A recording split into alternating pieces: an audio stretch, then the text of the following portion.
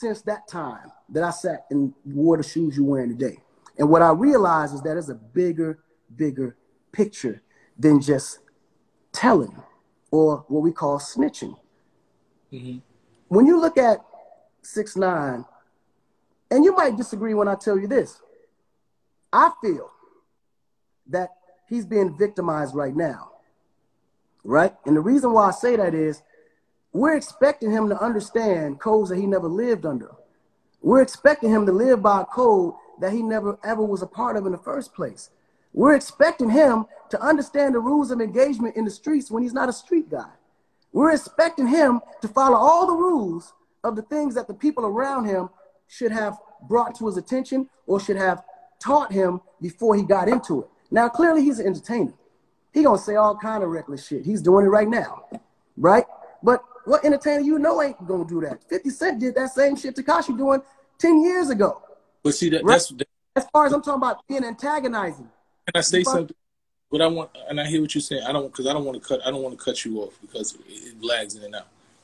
But there are a couple of things that I would like to respond to. First, 50 Cent was actually a street nigga. 50 Cent was listen to what I'm.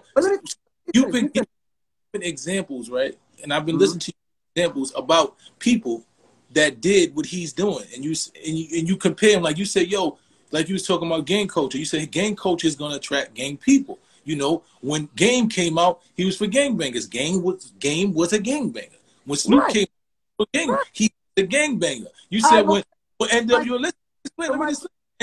let me just say, let me finish.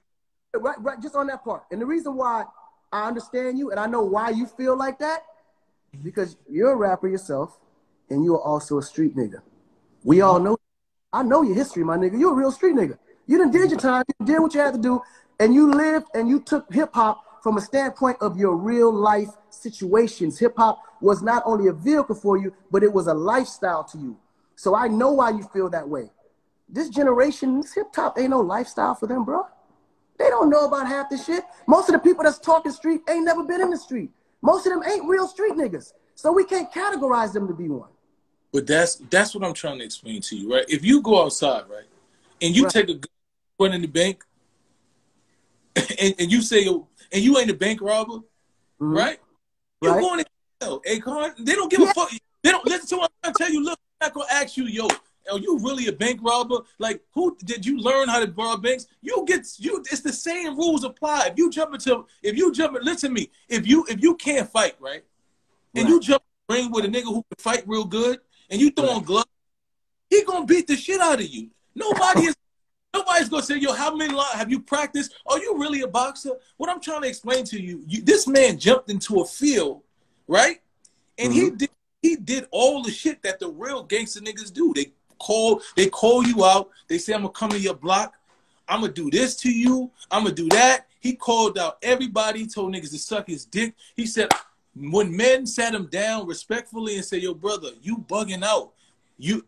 I watched the interview. Charlamagne said, yo, you gonna die or go to jail, beloved. Like, you putting yourself in real. And he said, fuck that. I'm street. I'm this nigga. I'm gonna handle this and I'm gonna do this. He had niggas shooting Chief Keef and these niggas. These niggas is body. They catching bodies in Chicago. They not playing. He going to Chicago in the middle of the street. He not only putting his life in jeopardy, he put everybody who went with him, and they knew he was, but they, and this is for me, right? When they say that these people stood and protected him against real street niggas that they know probably would have took their life and stood up beside that man.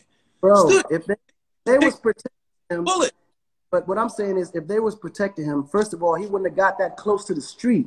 Real street niggas know the fucking, they know the consequences of what that is. So if you're protecting him, you ain't gonna have him that close to the street, period. And the part I think, honestly, that I think the world is missing, and specifically this conversation, is that this is entertainment.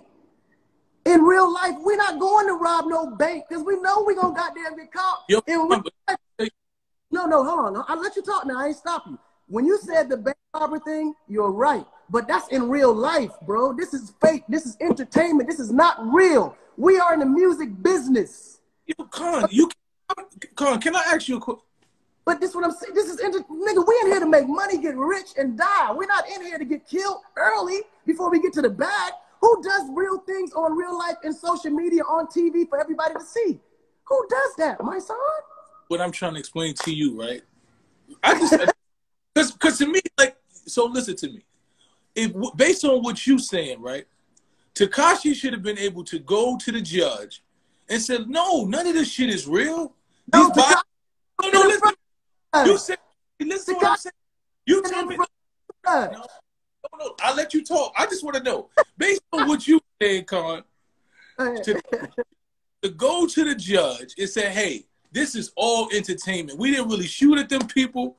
None of this shit that I'm being locked up for, that you trying to give me 40 or 50 years, none of that shit ever really happened. This entertainment for the cameras, for social media. Did that shit work with the judge?